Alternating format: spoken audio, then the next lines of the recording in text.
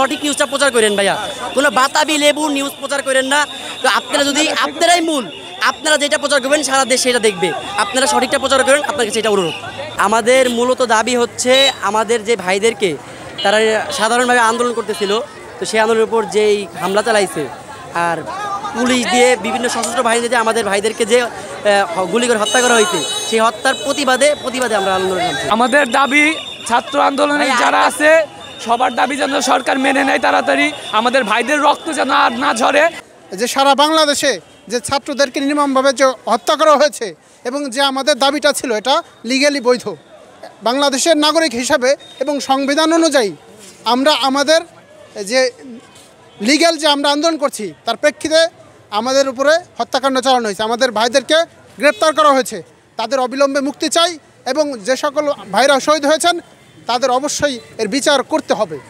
আমাদের traffic, DB, DSB সহ জেলা পুলিশ সহ পুলিশ লাইনের ফোর্স সহ আমাদের 4 স্তরের নিরাপত্তা ব্যবস্থা ছিল, এখানে কোনো সমস্যা হয়নি।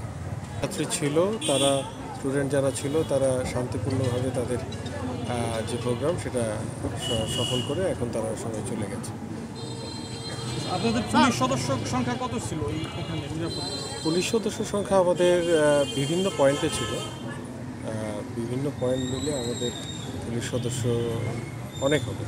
স্যার একটা বিষয় সেটি হলো যে এখানে যারা আসলে গণমিছিল করলেন এদের কোনো সমন্বয়কদের সাথে আপনাদের কথা হয়েছিল কিনা, তাদের দাবিটা আসলে কি? আমরা জানি, যতদূর জানি যে তাদের দাবিটা কি আসলে বড় বলে ওরা যখন সমবেত হয়েছিল সবাই, তখন ওদের অনেকের সাথে কথা বললাম, ওদের কিছু প্লেকার টেকার লেখা আছে, ওরা হচ্ছে যে প্রত্যেকটা যারা মারা গেছে তাদের বিচার চাচ্ছে, এটাই ছিল তাদের দাবি।